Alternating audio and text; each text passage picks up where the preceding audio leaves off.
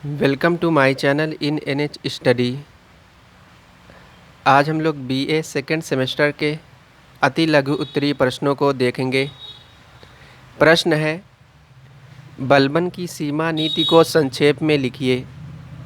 इसका उत्तर होगा, बलबन ने उत्तर पश्चिमी सीमा पर एक दुर्ग श्रृंखला का निर्माण किया और अनुभवी पठान सैनिकों को उसकी रक्षा के लिए नियुक्त किया था। सीमा रक्षा के लिए 1718 ईस्वी को अलग सेना रखी। आइए देखते हैं दूसरा प्रश्न। दूसरा प्रश्न है, इल्तुतमिश के काल में मंगोल आक्रमण को संक्षेप में लिखिए। इसका उत्तर होगा, 1220 ईस्वी में चंगेज़ खां के नेतृत्व में मंगोलों ने ख्वारिज्म के साम्राज्य का पूर्ण रूप से नाश कर दिया था।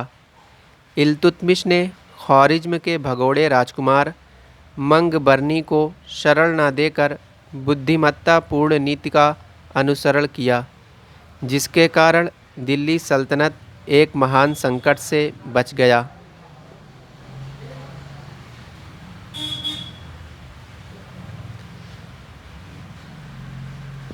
तीसरे प्रश्न की ओर चलते हैं। तीसरा प्रश्न है, इल्तुतमिश की प्रमुख प्रारंभिक कठिनाइयाँ बताइए। इसका उत्तर होगा, इल्तुतमिश की प्रमुख प्रारंभिक कठिनाइयाँ निम्न थीं। नंबर 1, असंगठित राज्य।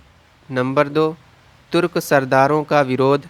नंबर 3, नासिरुद्दीन कुबाचा का भय।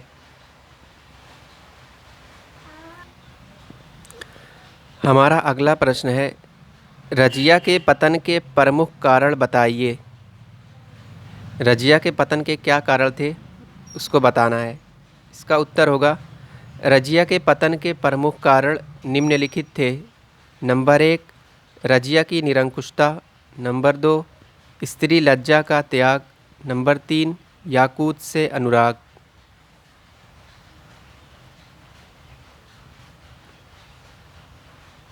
हमारा तीसरा प्रश्न है, बलबन कौन था, वह किसका प्रधानमंत्री था।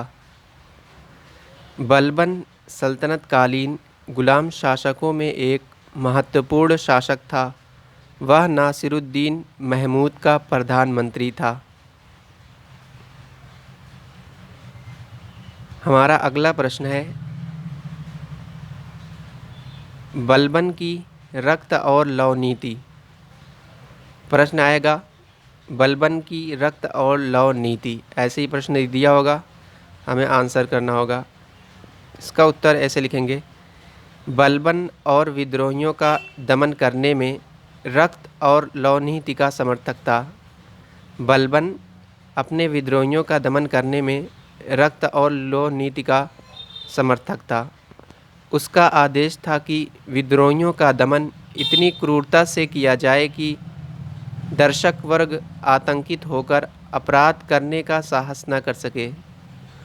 उसका ये मानना था कि अपने अपराधियों और विद्रोहियों का दमन इतनी खतरनाक तरीके से किया जाए कि वो अपराध करने के बारे में सोच ना सके।